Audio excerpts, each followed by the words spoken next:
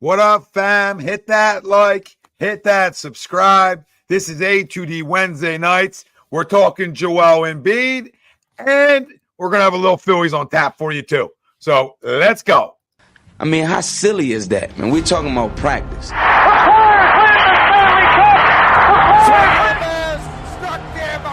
The Philadelphia Eagles are Super Bowl champions. Eagles fans everywhere, this is for you. Let the celebration begin. Welcome in, everybody. This is A2D Wednesday nights, only on A2D Radio every Wednesday. We are brought to you by Baggio's Bread. They're located in Mount Laurel, New Jersey. Home of the best stuffed bread, tomato pie, sandwiches, cut with meatballs. Mention A2D Radio. Get 10% off your in-store order. Go check them out. As always, we got Pete Young, Greg Milakovic. I'm Tom Arnone. Everybody out there, welcome in. We got a lot to go over. Phillies Red Series recap. Phillies down 4-1 in the ninth. This looks to be essentially over, and they'll lose 2 or 3 to the Reds at home. So not the greatest or best starts from the Phillies, and that's typical. We'll get into them later on in the show tonight. Sixers playoff outlook, second conversation. All ties into our first conversation, and it's the return of the big fella. It's the return of Joel Embiid. And our poll for tonight, we want you to vote on it. You can vote on it on YouTube, or you can comment in and let us know what you think. Joel Embiid's return has changed your outlook for the Sixers postseason. Do you agree or disagree? Let us know. Facebook, YouTube, Twitter, that's where we're live. And everywhere you get your podcasts, we're there as well. Hit the like, subscribe, follow. Join the conversation tonight. And our poll. Joel Embiid's return has changed your outlook for the Sixers postseason. Agree? Disagree? Let us know. How does it not? I mean, that's where I want to start with people. Like, absolutely agree. Like, if you watched last night, right? You guys watched the game last night? I would take it. Okay. If you watched that game last night and you weren't like, oh, yeah. And that's like not even 100% conditioned. That's just there. The best player in the league. Like we talked about the other night, Greg. Mm-hmm. You know, it's very simple here how he changes the game. Okay, I know there's no SGA last night. I get it, but they're still a really good basketball team. And you're able to take care of business and go on a 22-9 run to close out a basketball game last night and win a basketball game in winning time. And I think you can see everybody else around them. And that's with no Maxey too, right? So, listen, there's people out there asking why he's coming back. Why is he coming back? Check your beanbag, babe. Why is he coming back? Are you kidding me? Because they're in the playoffs. Why would you not bring him back? Like you literally have last year's example of the Miami Heat. Why would you not bring the best player in basketball back when the start of the postseason happens? People tell me he's not 100%. Yes, he is. Or he wouldn't be back. A brace, etc. is just precaution. All right, he played 30 minutes last night. Guy was gassed, still gave you 24. Guy was gassed and just changed the game. We saw it defensively. The stuff we didn't see with when he wasn't here, how he changed the game. But the fact that people are like, oh, why would you play him? There's no point of playing him. Come on, man. Are you a competitor? Are those people competitors? Because that doesn't make any sense to me. You absolutely play him. And you absolutely go make a run at it because you are dangerous. Absolutely dangerous. And if we get hurt again, then guess what? We're used to it. Right. We're used to that here. But why would it not change your outlook? Like, why would you like yawn over it? Or why would you have any type of emotion that doesn't get you excited in some fashion? Like how? They're a different team than they were even before he got hurt. And they were really good before he got hurt. And I think they're better now. I think they're deeper now in a weird way. And you're going to get guys coming back and you're going to be like, nah, screw it. Wait till next year. Wait till next year. What are you talking about? What's anybody talking about here? The best player in the league's healthy and he's ready to go. And we're ramping him up right where me and Greg and Pete and a lot of other people talked about where we wanted him to be. With about 7 games left, we're ramping him up. He'll be ready in 7 games. I promise you that. Or if he plays 5, whatever he plays, that will get him ready and in game shape and ready to go for maybe the in-season tournament. We'll talk about the Sixers postseason outlook on where they might fall in a little bit after we get out of this conversation. But, yes, they're absolute Eastern Conference contenders, if not with an opportunity to go to an NBA Finals with Joel Embiid. It's that simple. It hasn't happened because we haven't had a healthy one. But don't tell me he's not good enough. Don't tell me he's not good enough. I will never listen to that argument. I can never listen to it, Greg. I can never listen to he's not good enough.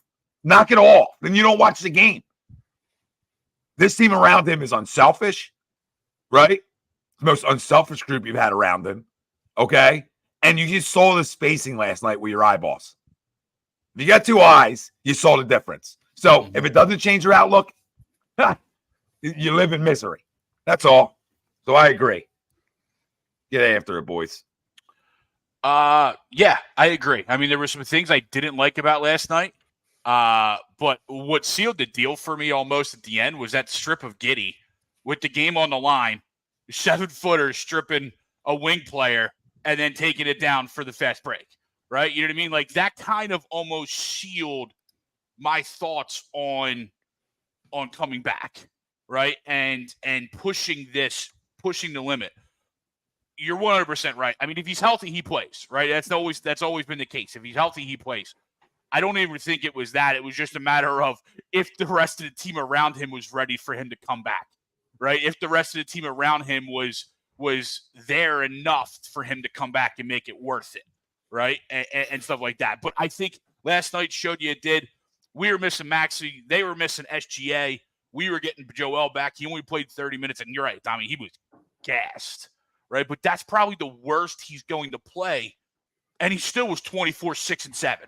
Yeah. Right, in 30 minutes, right? I think they probably wanted him 25 minutes, but the game dictated. And I think we'll go over a little bit later, like some of the nuances of him being back in the first game and how the team played around him. But yes, I do think that they're dangerous. I think the biggest thing, though, naturally is staying out of that 8 seed, right? If we could somehow get to the 6 or somehow get to the 7, right? If we're in the play-in, win that first game. Stay away from Boston.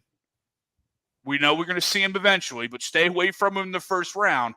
And I think we can do some damage because with him back, it's going to change everything.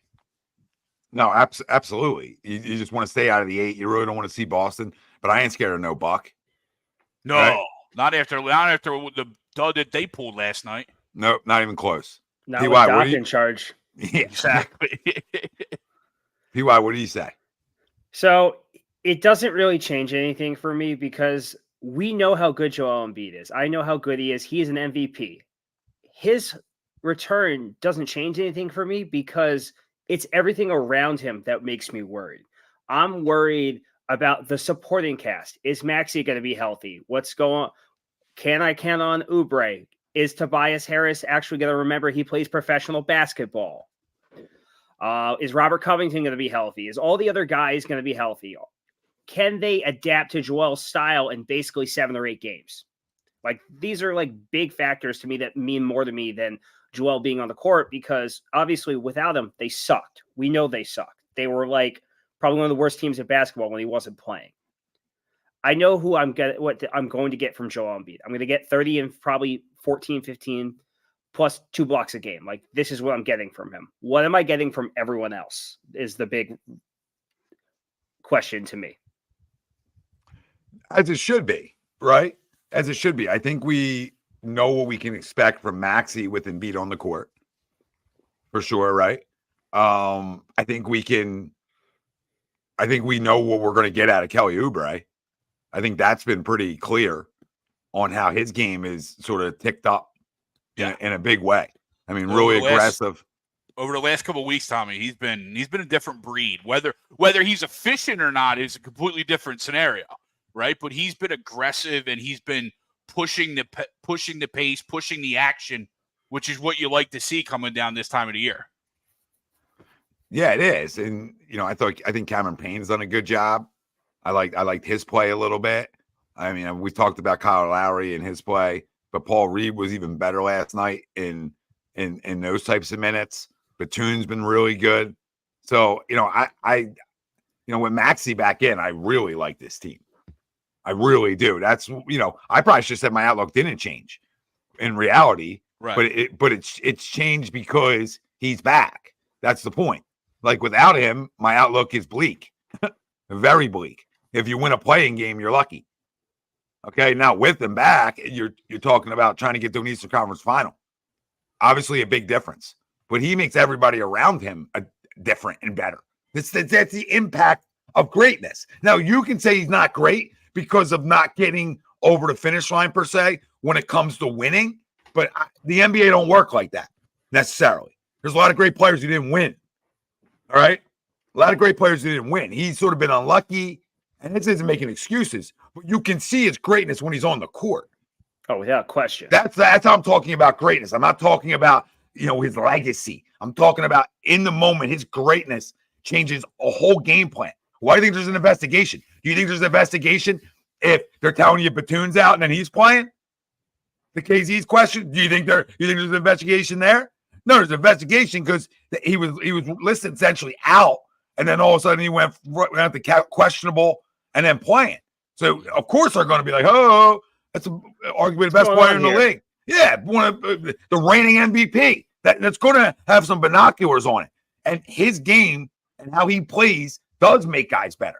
So I'm not gonna buy into not being excited because I'm getting the guy back for the biggest stretch in his career and this organization's in a long time. Let's call it what it is. This guy's missed a ton, but at the end of the day, he's always got hurt at the wrong time. Now he's coming back at the right time. We've never had that before. I don't know how people can't see that. Like, will he get hurt again? Maybe. I don't know. Our luck, probably. But realistically, you're getting him back at the ideal time where you can actually say, hey, he's healthy. Come on. Why would we not be a little excited? Because we're scared to get hurt? It's Philadelphia. Right. So, I mean, if you're not used to getting hurt by now, I can't help people. But what I can help you with is getting you excited. Right? And if it doesn't work out, it doesn't work out. But it doesn't mean as fans, we should be excited and engaged into it. Now, you want to talk schemes and who you play and can we win a series? We'll get there when we find out who we're playing. We don't have those answers yet. But what we do have is what we're segueing to here in a minute or two is the outlook of where they could end up come postseason. I'll start you with this, and then we'll get into it in a minute. I want to go over some comments, but I'll start you with this. The Knicks have lost 3 in a row. Mm-hmm. We are, I think, 3.5 back from them. Right. I just updated. So Indiana won. We are, 3.5 from the Knicks, 2.5 from Miami and Indiana. Yep. With Miami tomorrow night. So Pete disagrees to the poll. I still think they're a second round exit with them. Possibly. That's all they've been. Yeah, I mean, that's all we know. But it doesn't. I don't know. Listen, the way I'm trying to go with this whole poll again is why your outlook should change is because of his play. Because of his play on how you watched him play this year, how you watch his team play. And your outlook should change because he's never healthy this time of year, and now he is. That doesn't guarantee a second round exit. It doesn't guarantee you anything. Like we took arguably the best team in the Eastern Conference. I mean, last year, obviously they weren't as good as they are this year, the Boston Celtics, but we took them to 7. Yeah. So we got swept, and we were right there. And I think this team's assembled better. Close, but no cigars, man. And that's been the story, but it doesn't mean that story can't change. It can, but the definition of insanity is doing the same thing over and over again and expecting different results. Like, obviously it could change, but until it's like the Cowboys. Could they go to the Super Bowl every year? Sure, maybe. But until it happens, I'm going to keep doubting them and keep laughing at them. It's the same thing with the Sixers. Cowboys don't the best player in the league. Just the devil's advocate with it. Right? They don't, but isn't that make us more pathetic? Because like the Bills are a perfect example. They have one of the best quarterbacks in the league, and every year there's this hype machine around them, and they had absolutely nothing to show for it. Phillies just lost, by the way. Official. So Yay. Yep. I'm lined out to the track. Mr. Rudy, super chat. Can't do it, Tom. Dudes like Hart, Akora, Suggs, Pritchard, Kale Martin, Pat Bev will be tasked to take dives at Joel, unfortunately. So you're going off of like you think somebody's going to try to take him out. Oh, Tanya Harding action. Wow. So appreciate the super chat. Yeah, I'm not as worried with you about somebody taking I don't him think out. that's going to happen. Wilson says likely a second round exit, but I'm still excited. Okay. Personally. Well, I mean, that's another good outlook. Like all my point of this is like get a little jazzy. Like nobody wants to play them. Yeah. You tell me like Boston doesn't even want to play him, even though they own us. Like they're not running the play Joel Embiid. Like I don't think people understand it. I think people need to be like taught on his impact.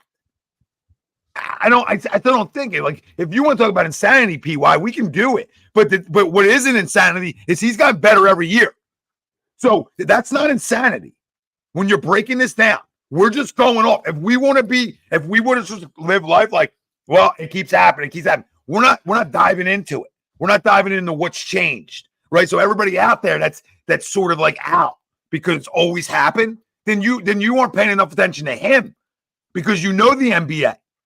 You've watched it enough, right? You do. So who wins? The best player on the court usually wins. Yep. If he's playing at the best level, he has arguably the best chance to win. Now, to your point, is the supporting cast good enough? I believe it absolutely is. Like we can't act like that ain't a good enough cast around him. When you got a second All-Star in this league, that's good enough. And you have some really good complementary pieces around it. I can't act like I can't act like they're not good enough to get out of a second round. But my point is, look at him. Look at his difference as a player. He was better this year than he was when he won the damn MVP. Now, again, before he got hurt, I get it, right? But man, come on. Like if there's a time to like try to buy in to it, here we are. Who's better than him? In the Eastern Conference, who's a better player than him? Probably no one. I don't know. And there's close arguments. Don't get me wrong. This isn't like a landslide. Tatum, maybe Giannis. They're right there. Nobody's going to argue that, right? You'd probably give both in the nod just because they played all year and they're still healthy. Yeah. Right? True. Joel coming back. Your point is 100% there, right? Like first half of the year, kind of to Tony's comment right there. Do we need to show replay of the first half of the year? If Joel is healthy the whole time, then no, they're hands down, right? Hands down, it's it. But I'm almost starting to become more concerned with Maxey right now. Yes. Right. This is the second game he's mixed with that hip tightness. He had the concussion a couple weeks ago, right? He's starting to accumulate a couple bumps and bruises that is a bit concerning because as much as Joel back changes things, we hoped it would be changing for Maxey's benefit, right? You know what I mean? Like freeing him up to be back to the Maxey he was in the first half. Yeah, no, I mean, I get it. I think some of it might be precautionary too. Mm-hmm. And Indiana lost, by the way. That's great. Oh, they did lose. They lost to the Nets. Yeah, sorry. No, you're good. So even bigger game tomorrow night, ladies and gentlemen. Yeah. Even a bigger one. Because now, as of right now, you are still the same. You're 2.5. But Indiana's dropped. So now my point is you could leave tomorrow night a game and a half out of it. Yeah. Out of that 6, and you avoid the play-in, and now you get him even more, a couple more days. Mm-hmm. Right? But do you want the play-in? No. You don't think it's better off for us? I would try as hard as we can to get that 6 seed. Oh, I think that 6 seed, you're winning the first round like easily. Like Cleveland. Yeah, you give me Cleveland or the Knicks. I think the Knicks are tougher than Cleveland, but you give me Cleveland, I'm in. Yep. They haven't won a playoff series that wasn't LeBron James centered since like 98. So that's why I like that. And yeah. They have. I get your point though about him playing and like ramping up more for sure. Right? Like, would you want to ramp up more? I would assume they're going to practice hard enough for that. Like, you can get conditioning by hard practices too. Let's not be mistaken. We talking practice? You know, I mean, Practice. It's not that many more days off, right? And I just think it helps your whole team that's played, guys who have played 78 plus games. Yeah. Just to because get that is something that I saw last night. And again, completely normal, right? First game back, there's going to be some spacing issues. There's going to be some concerns about, who gets the ball here. But one of the concerns is Buddy Hield still looks lost at times. Yep. On the basketball court, right? And I know he was a key, again, not overly panicking, but if there is something to take out of concern from last night, that's kind of where I'm looking right now. Hopefully over the next 5-6 games, we have that opportunity to shore that up, because I do think he can be a huge weapon for us. But if Buddy Hield has to find a shot himself, we're in a bad spot. But I also think that's why the next 7 games are so important, because you're going to get this team to be able to find themselves while playing with Joel Embiid, especially for people like your Cameron Paynes, your Buddy Hields, your Kyle Lowrys. Yeah, I agree to that. I don't expect Buddy Hield to get many of his own shots anyway. Stan says we don't need Embiid to play more games to get in shape. Yeah, I agree with that completely. I don't think he needs an extra game or two. It's going to define him. He's played basketball for a long time too. So it's really, these guys really need, like, he's going to be in way better. He'll be even way more conditioned after this week. Like, just playing 2 games, like Tuesday and Thursday, he's like, okay, he's pretty conditioned. Like, because it's like that ramp up period, you're getting conditioned too. Like, It's not like he was just sitting down and all of a sudden he stood up and there's like, okay, go play basketball. Like, there's a process to it, right? There's a big process. Like, not a doctor, stayed a couple holiday ends, ha. But at the end of the day, there is a process. He didn't just wake up and be like, all right, here we go, get up off the couch. You know what is funny? It's setting up. It's setting up that Memphis game, not only coming up. Hi, Eileen. Good night, Eileen. Hey, Eileen. Hello, Eileen. But Goodbye, the one we gave up a couple weeks ago, right? That Memphis game, because I think that's the game Joel sits, right? Because I think Memphis, San Antonio is a back-to-back. I think they're going to want to play Joel against Wemby. I think the NBA is going to have something to say about that. So they may sit him on the Memphis game leading up to San Antonio, because, like I said, that's a back-to-back. So it's funny. I think Memphis is going to be a cog in how they end up this year. And again, when you look back at it, they gave up that game a couple of weeks ago, a month ago, whatever it was, because they just absolutely collapsed in that fourth quarter. Yep. And you're going to look back on a year where you're game and a half out of, what we're talking about now, like the playing game. And you're going to look back on the schedule and go, what games did we just absolutely give away that we should have won? Yeah, of course. There's always going to be them.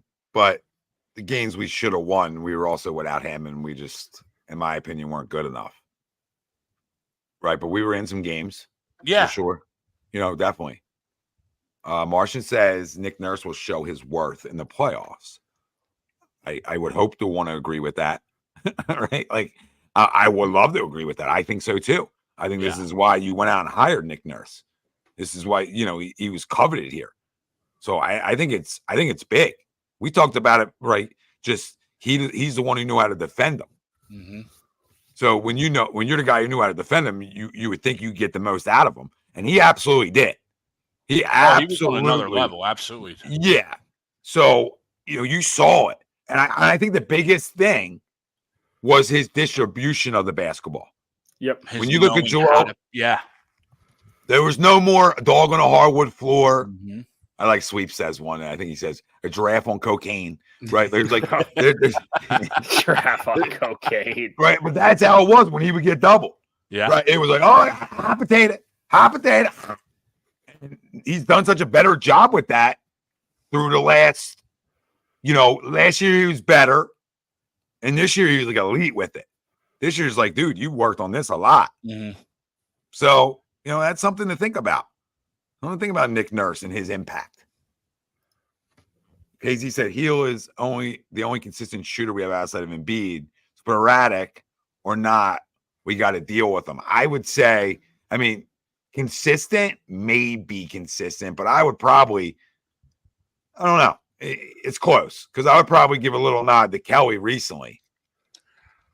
But that's just recent. I thought Kelly shot the 3-ball well. I don't know his exact. He has. I don't know his exact number. Just my eyes tell me. Last night he was 4 for 7 from 3. In all reality, Tobias was 5 from 8 from 3 last night. It's really good. It's really good. One of his better nights. Payne was 2 for 5 from 3. Heel had only shot 2 threes. He was 1 for 2. So, 50%. It's not like he jacked a lot. But listen, this shows you the impact of Embiid. Because we talked about it before they went on that outburst the other night, Greg, that we watched in 3 balls. They weren't shooting the 3 good at all. No, they weren't. Last night they shot at 46%. 46 and a half, a little over. And Embiid was 0 for 3 from 3, which is legs, right? Mm-hmm. That's legs. But come on. That's already a big time uptick. You go look at how OKC, they held them to 33% from 3, 42% from the field. Well, that's the Embiid. That's the Embiid right there. That's Embiid. OKC had, we're talking about Embiid, not even fully, but 43 boards. We had 42. So we rebounded better than we have for sure in the past. So some good things that you can take out of it for sure.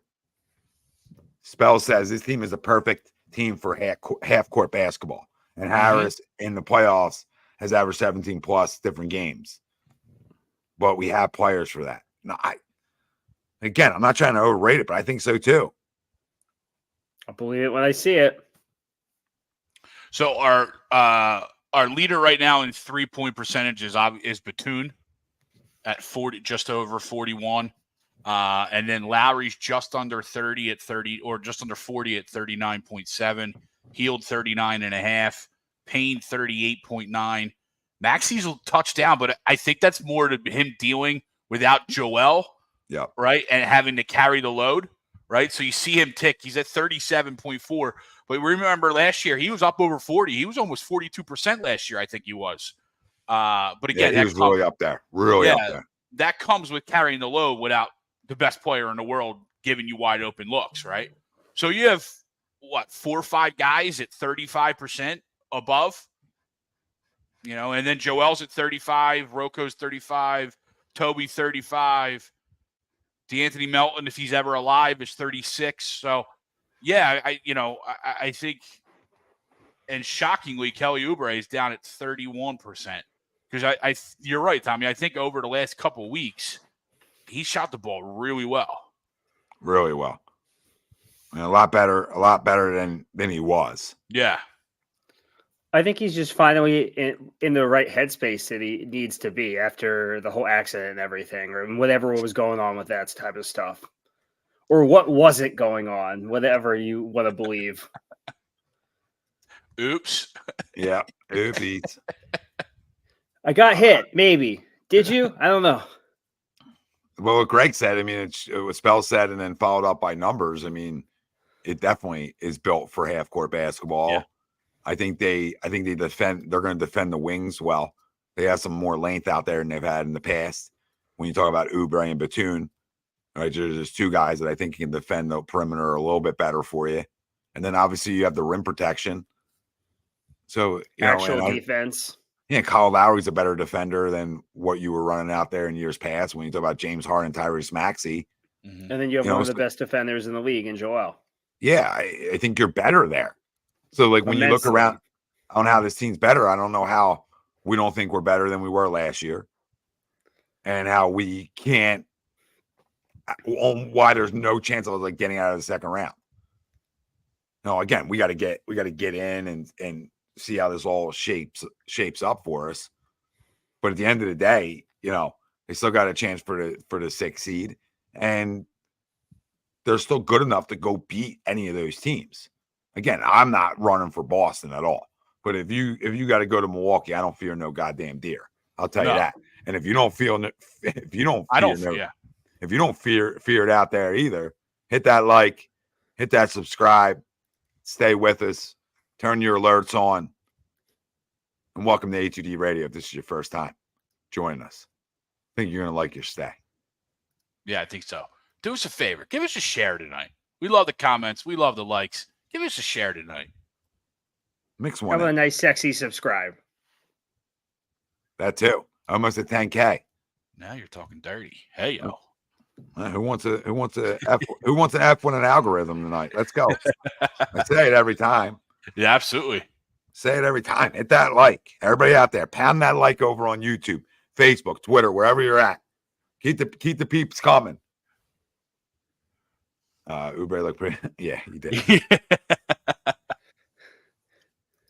KZ says, Embiid was always capable of passing. You're only seeing that part of his repertoire flourish now because there isn't a power dynamic struggle anymore between the 1 and the 2.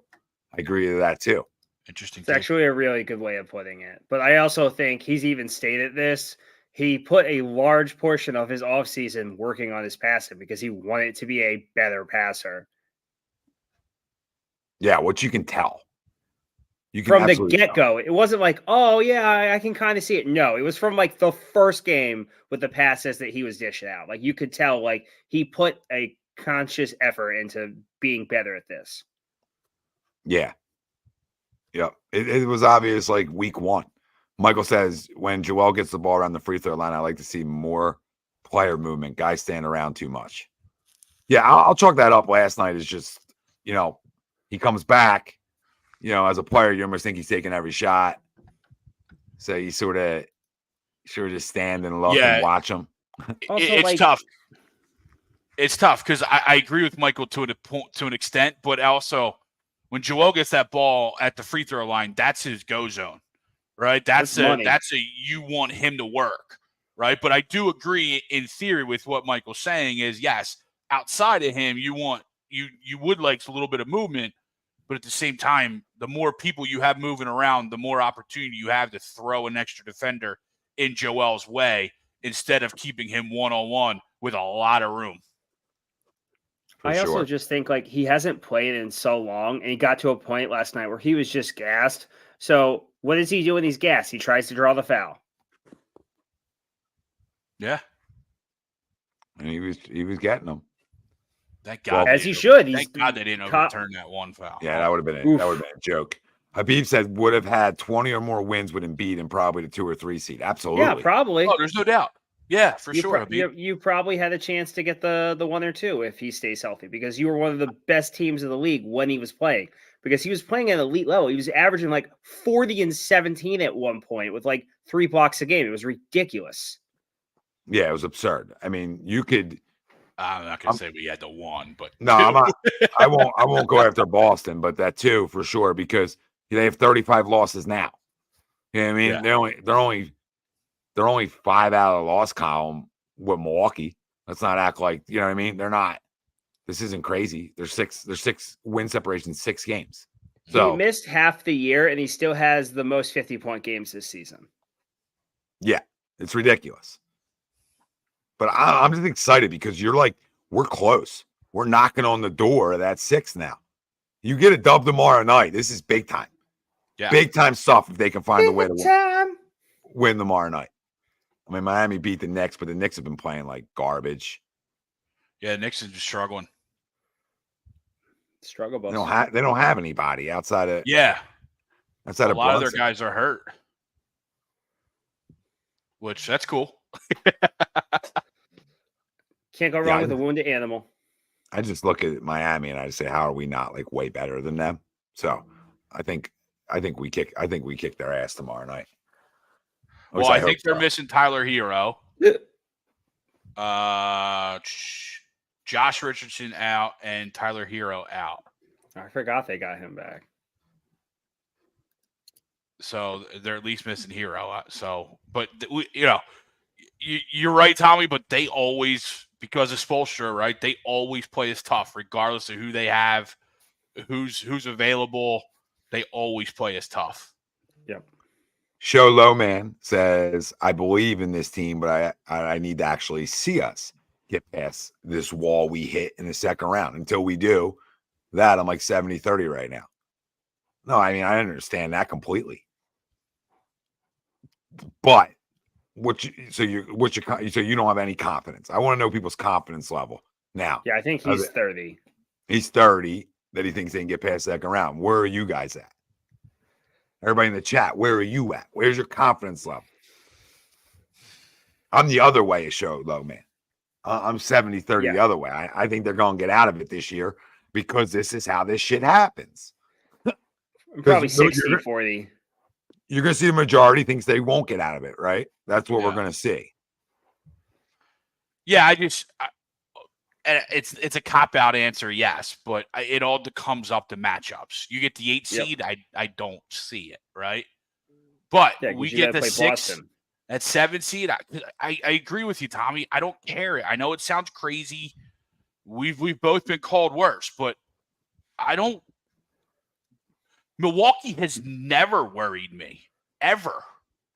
No. Like, I don't think Giannis is that good. I know I'm crazy to say that. Yeah, you're nuts. Right? But I don't think Giannis is that good. So I think but I say that in terms of I think he's stoppable. Right? I think you could stop him. So with Joel, yeah. So to not cop out, I'll go 65%. They get past. Oh, so you are sort of in. I am in. Yeah, you are in. You are in because they're so much better. They're just better right now. Yeah, right now, the majority says on YouTube, real quick, Greg. Majority on YouTube says 83% agree. Their outlook's changed. Okay. To our poll. Last night was huge, Tommy. Like I said, last night, and you could say what you want, Joel's gassed, but I'm telling you, to me, that strip of Giddey in crunch time with the game on the line was everything I needed to see from Joel Embiid. It almost is like sign him whatever he wants. He's here. Knock off all the trade talk for the rest of his career. It's done. He's here forever. Like 7-footer in Skechers doing that to just Giddey. It's great. It's great. Hey. You know, all the great champions wear Skechers. You didn't know that? Yo, if it keeps him healthy, wear whatever you want, bro. Maybe they'll be like the anti big baller brand shoes. Yeah, right. They won't break in half. But got those good insoles. Habib says 50-50, so Habib's right in the middle. Dynasty says Philly will get to the finals and re-sign Toby. I'll kill myself on air. If we get to the finals, I'm okay re-signing Toby. No, let's be real. I don't have the mental headspace to handle it for another 2, 3, 4 years. I will, because it'll be cheap. Yeah. Show says if we don't have to see Boston at all, I'm 100% confident. Yeah, I tend to agree with that one. There was some number that came out today to where he's made the most amount of money ever for someone who's never made an all-star team? Was it like $230 million or something? Yeah. Who, Kitty Cat Boy? Yeah, Crumble Cookie. Yeah. Tobias. Oh, I thought you were talking about Ben for a second. No. Ben made 3 all-star teams. Oh, that's right. Yeah. $211 million. It's the most by a player that's never made an all-star team. I was off by like 20, but that was close. You're in the ballpark. You are in that ballpark. I'm in the parking lot. Close enough for government work. Dynasty 20%. They get past the second round. So I'm higher than him. I'm 40. I'm 40%. Habib, obviously. Go ahead. It could change by the time the season starts. Like the playoffs start. It could also change depending on the matchup. If you're telling me they play Boston in the first round, that 40% is probably staying where it's at. If you're telling me I'm playing Miami, that's probably going to 70. Because I don't trust Miami. The only thing I trust on Miami is their head coach. Jimmy Buckets isn't getting it done for him. Neither is any other role players or anyone else on that team. There's a reason why Lowry dipped.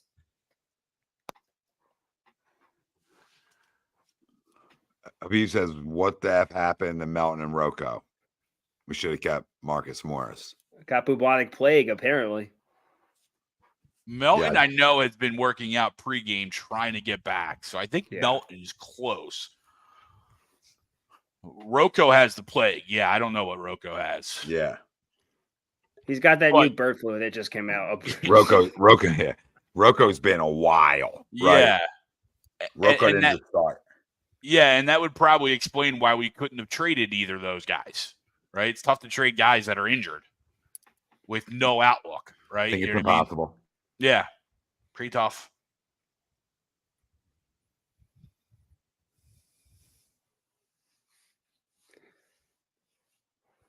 Yeah, it's not.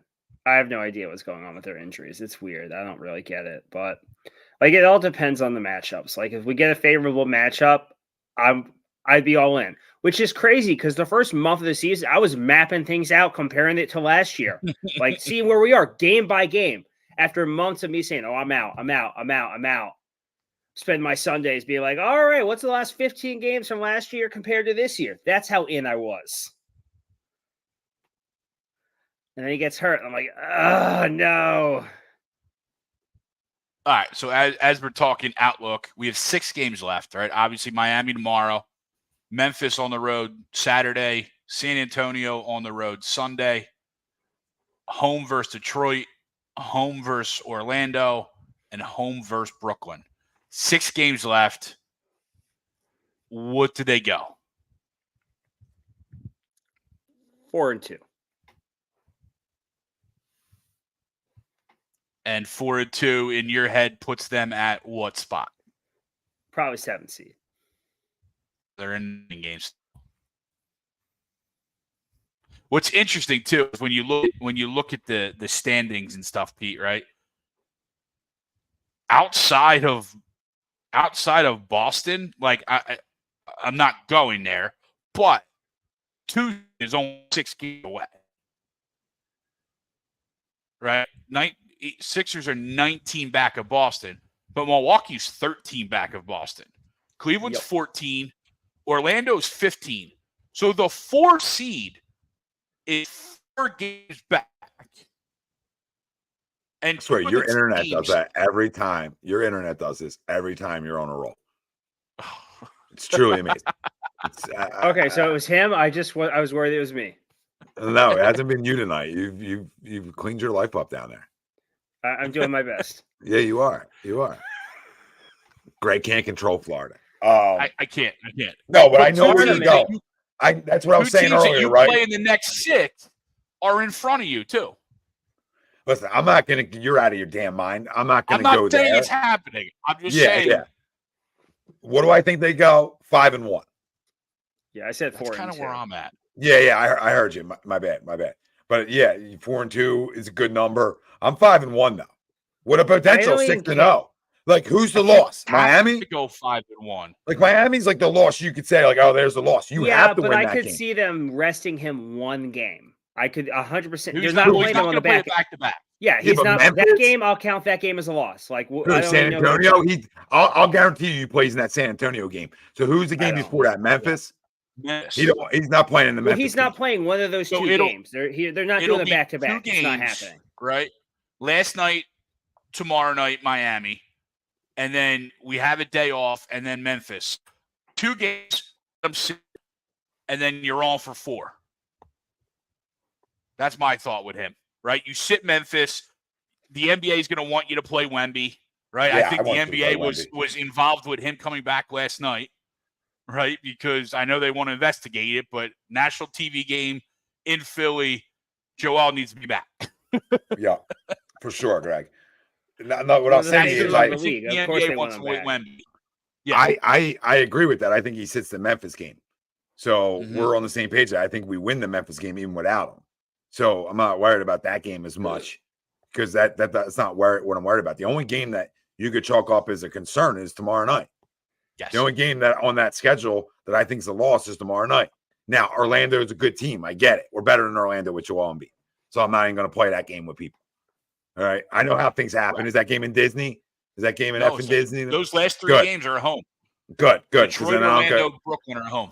That's the only time they don't miss versus us. They never miss down there. It's like, oh, all your wishes come true. Yeah. It's the place to dream. Marsh said 6-0 all caps. Let's go. KZ says Tom must have Comcast. I do, but I think we probably all have Comcast other than Greg. I do, but I was a big Xfinity guy before Comcast. I thought they had better speeds. But Comcast has made a big jump in that. Big Just jump. not their customer service. No. Marsh says, watch us lose to the Pistons. Probably. Why are you doing that to us? Why would you That's put so that true, voodoo on Mark. me, Ricky Bobby? So, Dynasty, who's the second loss? Tomorrow night? Is that who you got him losing to? Look at John Malmos, by the way. Johnny boy. I mean, Johnny's always out. He's always out. Look at that. He's back in. John's back in. He saw what he needed to see last night. He felt it. He felt it in his loins. Johnny. Let's go, Johnny. Got a little They loin pulled me feel out. last night. Pull me right back in. So who is it? You said Dynasty was 4-2. Yeah, he must think that whatever game Joel sits, they're losing, Yeah, that's where I'm at. and they should be able to beat Memphis without Joe.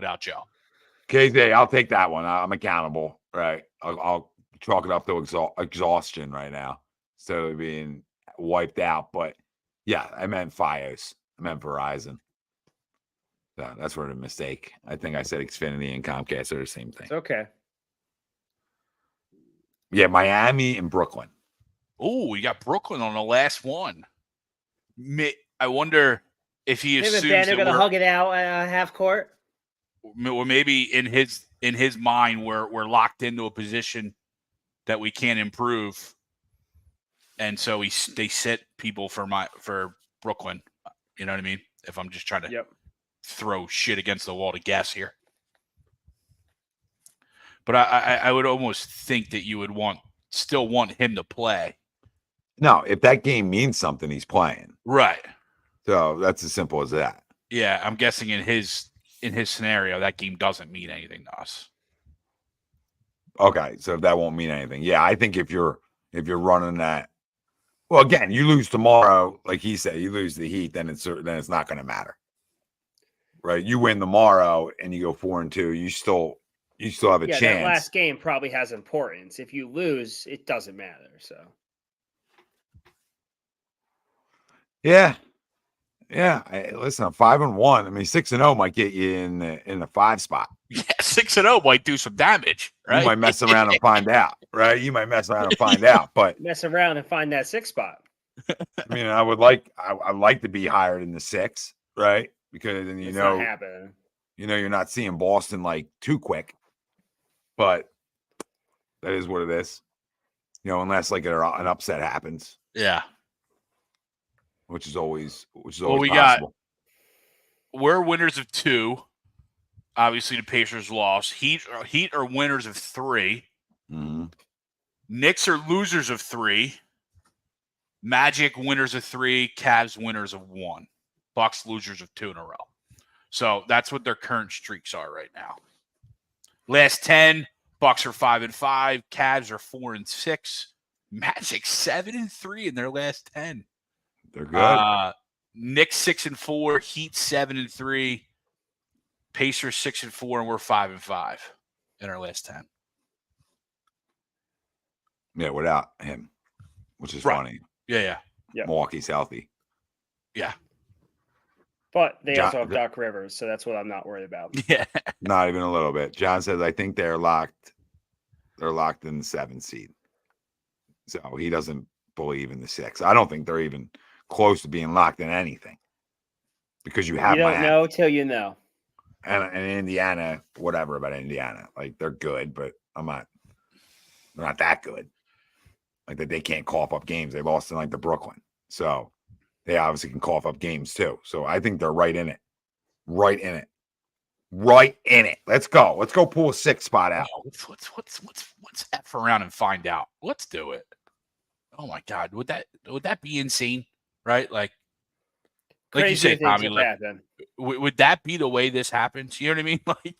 Like his impact, his impact's that dramatic that it's just like ding, Yeah. Would the anything funnier than this of all seasons be the season they go to the finals with all the improbabilities going against them? Yep, exactly what I said on Sunday.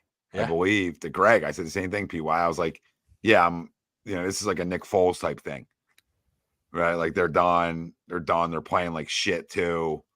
Like once he got hurt, and then it's like he comes out of the, he comes out of the phone booth, and here he is, and we're back, baby, we're back, and nobody thinks it, until last night. That was like the little turn on. That were like, oh, we are really good with him. That's all.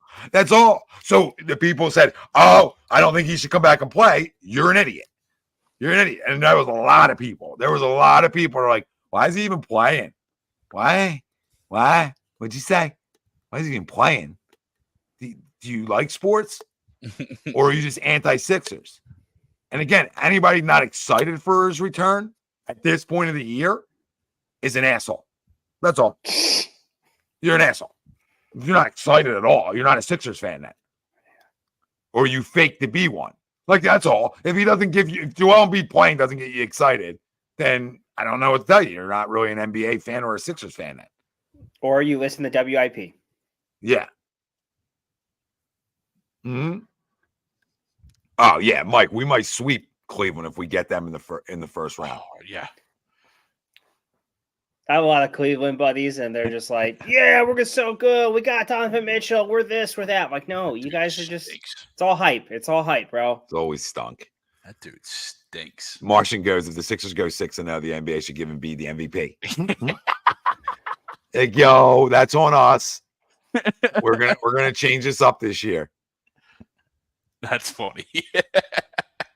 So back to the poll before we give it in a little Phillies talk, before we wrap up things. Yeah. Joel Embiid's return has changed your outlook for the Sixers this postseason. Agree or disagree? You can still let us know. Still commenting in. We were 2 out of 3 here. 2 out of 3. Good run. Had to be the wet blanket. And it's gone up 83% agree on YouTube. Love that. Love and that. 17% disagree. I do that out of 2. Who said that? Greg Miller. What up, Greg? Because I love the interaction with Allen Iverson and Joel Embiid. Just a couple goats. Yeah. A couple guys. A couple guys I think will make it. I don't know. I don't know if they're good enough. Some of us were there to watch it live. Were you there last night, Pete? No, I was at his Hall of Fame ceremony I met. Oh, okay. Nice. That's awesome. That's awesome. Yeah, I paid like $200 and drove six hours to and from to get there. So Donnie says, to the poll from my point of view last week or the start of the season? Either. Both. I would say now, where you were to where you are now.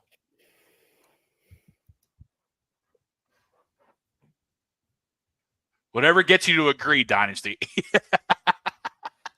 Whatever gets you fired up there, bud. Yeah, whatever works for you. Cotton Ball says the Bucks lost tonight. Well, yep. Terrible. And Martian, like the Bachelor, baby. Just say yes. Martian, no. Porzingis does not scare me at all or put the fear of God into me. I know it was on a back. In what universe would Porzingis scare you? None. I'm still drafting Jahlil Okafor over Porzingis, by the way. I was at that draft and so disappointed. You had to do it. But I know it was on a back-to-back, but Boston dropped 135 on OKC tonight. 135? 135. They definitely did not play defense. Memphis beat Milwaukee by 10, 111-101. Damn. You hate to see it. Or you love to see it. Giannis 21, Brook Lopez 25. Johnny says 3 weeks ago they were one and done. Now he's second round and go from there. All right. Let's go, Johnny. Johnny's jumped in a little bit. Dipping his toes in the water. Milwaukee 34 and 13 under old coach Doc. There's smack dab 500. So he's like literally like the anti-Tyronn Lue at this point. Yeah, he's just terrible at his job, but he's in such a tough situation there.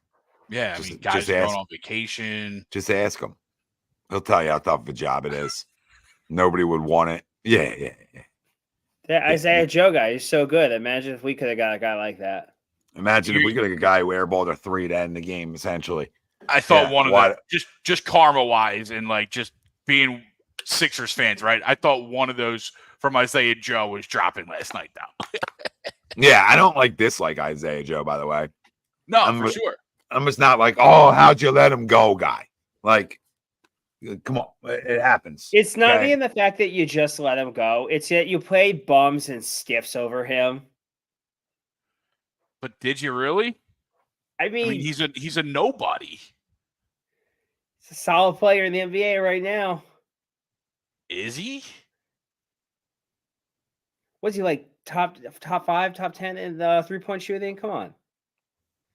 Nick Batum shooting 42%. Like, I hear you, but He's all reliable. is he? Nick Batum is. I would. That's trust what I Nick said. He Batum. said he's all reliable. Yeah, That's what over I'm Isaiah talking Joe. Listen, I like Isaiah Joe. I mean, that's a Glenn situation. But while Isaiah Joe was sitting here, there was definitely some guards that were probably better at the time playing over him. Furkan Korkmaz better than him? Like my kid. Yes, he is better than Joe. No, He's not. He's definitely not. But Doc and young players, we know how that went. Yes. He's So- so accommodating to them. Isaiah Joe needed a situation where he could go sort of flourish and play, and he's a good player. He turned himself into a good player for sure. But it's not like, to me, it's never going to be like the one who got away. Yes. But again, turned himself into a damn good player. He's not an all-star or any of those types of conversations, but he's a good player. He's a guard you would like to have on your team. Again, I don't. Go ahead, Greg. What are you saying? No, I was just say he is in that perfect role though. A bunch of young guys. Yeah, You just go out and just fire away. just ball. It's okay. Go shoot. Tyrese Maxey can be your 6th man off the bench, remember? Yeah. He said he wanted to. Yeah, bullshit. He said he wanted to. Ask Glenn. Hey, Glenn. Phillies. 2-4 start. 2 home series. 2 losses in both series. I mean, it's the same old. It The is. Slow start start, the year. slow start. You concerned? No. Disappointed, That's really it. right? I mean, like you said, 2 home series. I would love to have gotten to a little better start. Like, all right, cool. 1-2 against Braves. Cool. I mean, that's okay. I mean, it's not okay, but for opening the year, it's fine. But to lose kind of 2 or 3 expect to it. Cincinnati, that's the one that kind of stings. But I'm not concerned. We go to Washington right now. I hope we answer back. I mean, you also got to remember, too, like we've always talked about, Tommy, the last couple of years, the weather has been absolute dog doo-doo up here. So it's not even like baseball weather. Like tonight, like both teams for the first 5-6 innings didn't even look like they wanted to be playing right now, right? Well, look at that Stott error. The ball was like slipping, sliding off his goddamn arm. Yeah, that was a tough one. Yeah, both like- teams have to play in it. You're at home. I need you to find a way to take 2 out of 3. 100%. Yeah. Not So- to mention, you had that fake story that was being put out by someone about the wedding situation tomorrow that never happened. Yeah, apparently it's not a wedding. Yeah, so some dude just put it out. It's like, oh, they're trying to screw the Reds. It's supposed to be their day off tomorrow. There's a wedding tomorrow, and they're refusing to switch it. And Citizen Bank Park is like, there's no wedding tomorrow. I don't know where you got this information. That's not happening. Yeah, that's Phillies- bizarre. Phillies off day tomorrow. Yep. Phillies off tomorrow, yes. It's interesting why they didn't just play it tomorrow. They really wanted their day off, I think. Yeah, And I think- I I also think the Reds would have had to like completely like change some things because they would have nowhere to stay and they'd have to somehow figure out last minute hotel situations. And that's what, like 100+ people they gotta find room and board for. Yeah, depending. Yeah, probably at least 50 rooms. Not easy. No, so definitely by no means worried though, but no, more annoyed, right? Frustrated. It's 6 games. You would hope that they would have came out a little better. Yeah, I'm like in the middle. Mm-hmm. I wouldn't even like worried, maybe not, but like maybe there's like a little concern in the start because this was a team that has no excuses this year. Yeah. This is a team that you want them to go win a division, and to get off to the start you had doesn't look like a team that's ready to play baseball again. Right. No. And I don't care about the weather because both teams have to play in it. Sure. Again, not ideal. This is not baseball weather. As a baseball guy, this is brutal.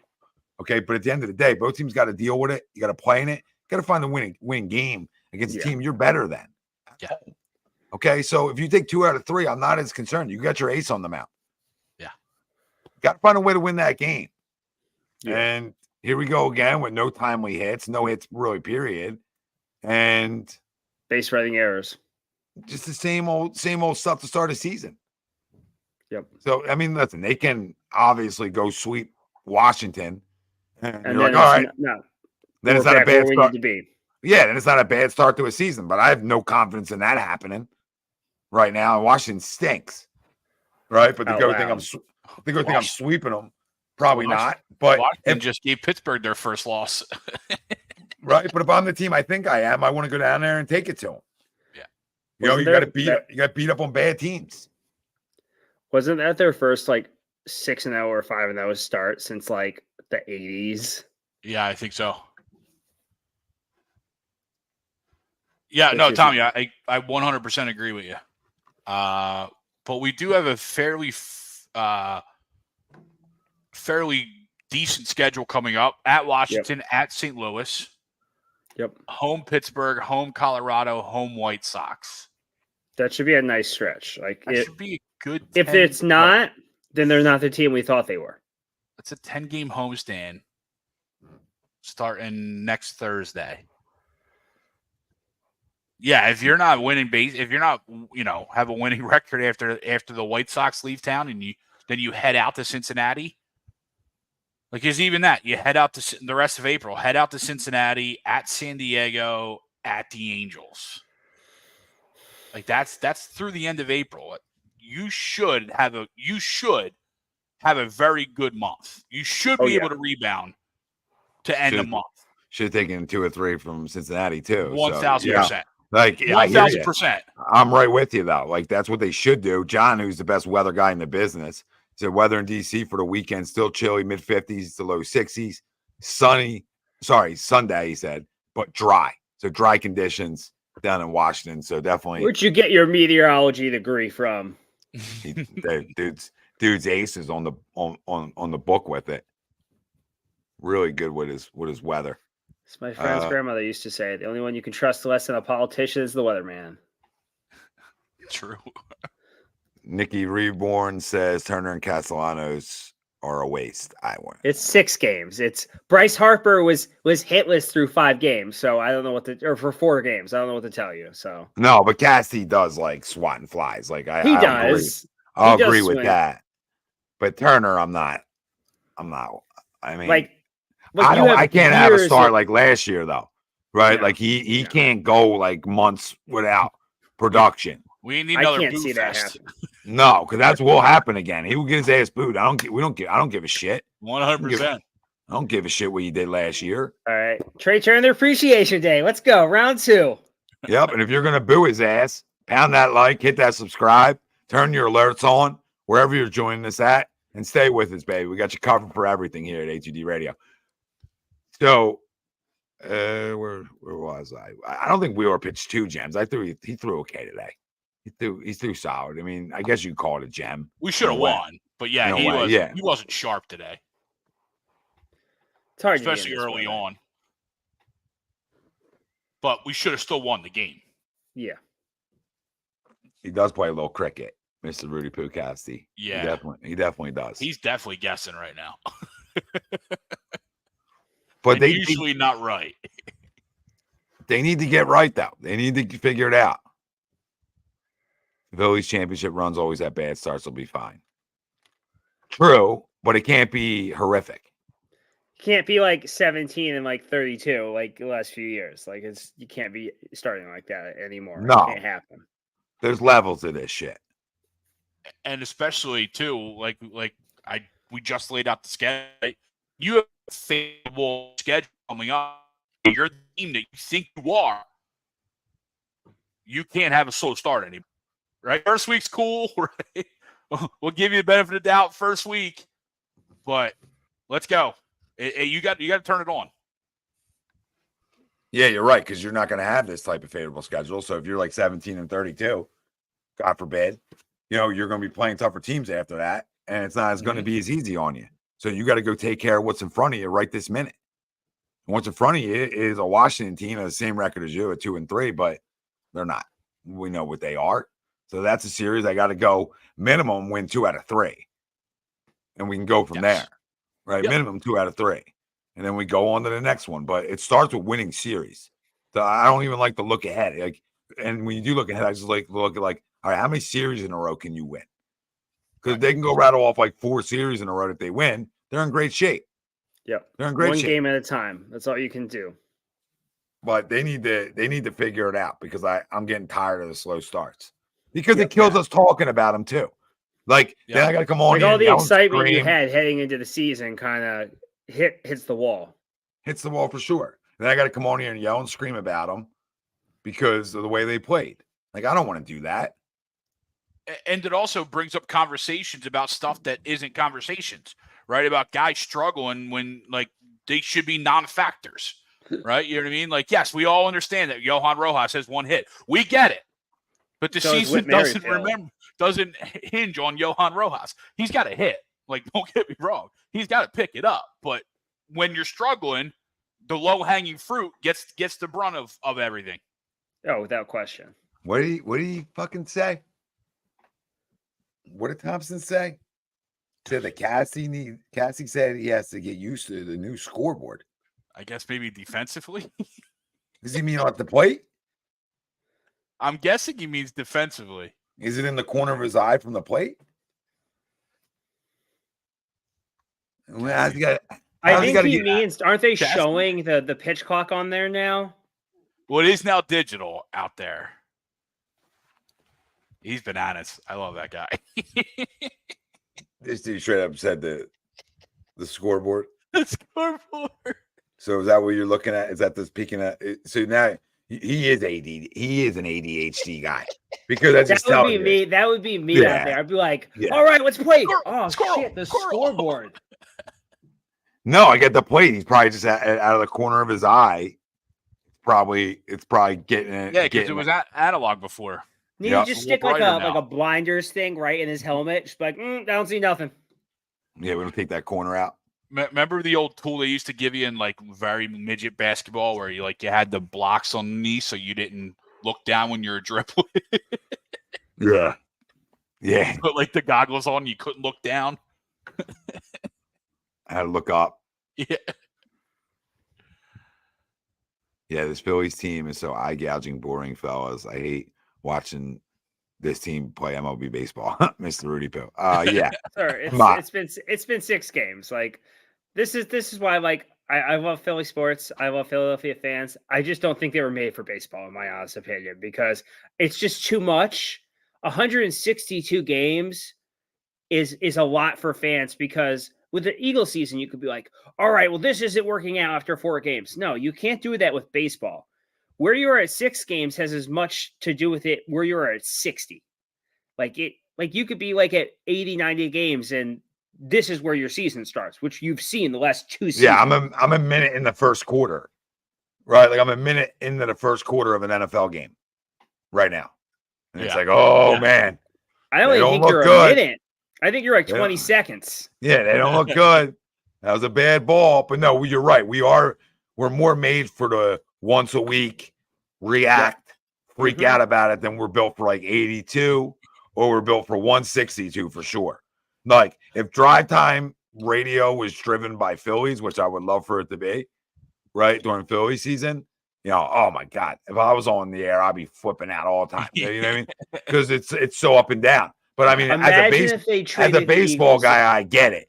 And when you do baseball shows, you have to be like more understanding to a point. But then there's a point where you have to go crush. Like you give me a month of bad production. Hello, you there? Yeah. Come on. That's where I start to get to. But think before I think. 2 weeks of like struggle. It's a long season. Yeah. Right. Couple games of it. Now it's I'm also how your approach is too. Like if your approach is dog shit, then I'll get on you too because you have no approach up there. So baseball is hard to do, right? Like that. It is. Yeah. Greg says, looks like Bryce Harper's going to have 50+ homers this year. Maybe Kyle Schwarber too. Maybe Schwarber hits 280 this season. He's hitting singles. Stealing bases. He's got more stolen bases than walks through 6 games. What the hell? People say he clogs the bases. Come see me. Yeah, maybe if you're old and wear a crown and haven't been relevant since like 1984. Marsh, we are.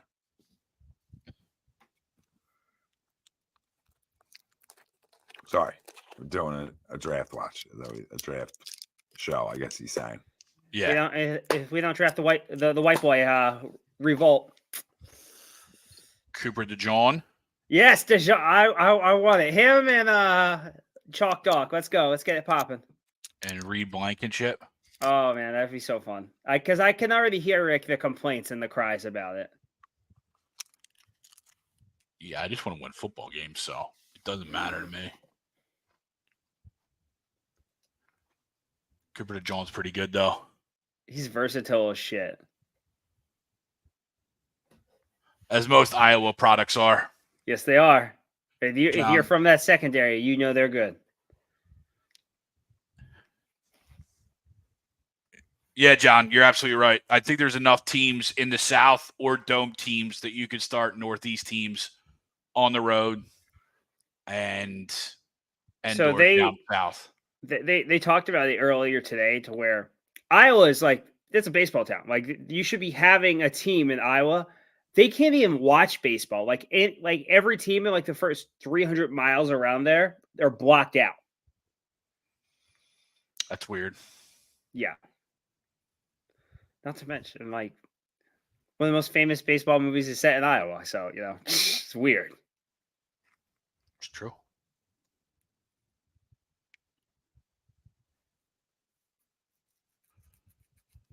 Wait, so MLB blocks their games out? Yeah. What?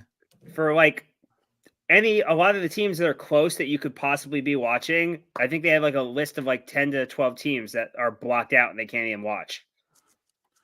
That's crazy. John, you're right. I don't know why they do that too. Like, I don't know why we're even playing games up here in March. Like, you want to talk about definition of insanity. Well, there you go. Yeah. Same story every year. For high school teams, college teams, pro teams. Well, we'll continue to do it. Let's give it like 2 weeks. Yeah. That's it. And then you got to do what you got to do. Like 2 weeks is fine. I mean, listen, it is what it is. At some point, you got to come play baseball in some conditions that are maybe a little chilly. Sure. But chilly different than disgusting rain, right? Yeah, now that you can't like prepare for, but you got to expect it. Like that disaster last night. I don't know how they played that last night. And of course, I thought tonight was worse. And of course, Bryce goes nuclear last night, right? Again, that's how you draw it up, right? Because he had the shiesty on. That's why. What did I see on Twitter? That was the Septa ski mask or something like that.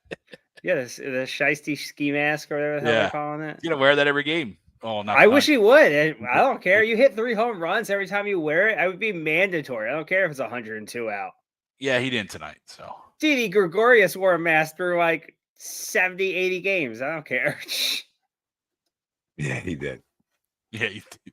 In like 100-degree weather, so you're not getting any sympathy from me. No, me either. Caitlin Clark over Tyrese Maxey, Mr. Rudy P says. It's funny. I would draft her right now. I don't give a shit. Yeah, me too. All right, boys. Well, we'll continue to talk Phillies as it goes on. And obviously Sixers here as we get into the postseason and the countdown begins. Let's go shock the world, baby. Yeah, but we appreciate all you tuning in tonight. We're brought to you by DAZZLES, Brad, located in Mount Laurel, New Jersey. Go check them out. You guys got anything? New location for Baggio's. Make sure you check out their new spot. Yes, sir. Yes, sir. All right, boys. Great stuff. Great stuff like always. We'll see you next Wednesday. That's Pete Young. It's Greg Milwakovic. I'm Tom Arnone. We love you. We thank you. And me and Greg will see you Sunday night, baby. Giddy up. Sunday night, and we'll have 2 more wins to talk about Sixers-wise. So let's go. Let's go. We out. Ah.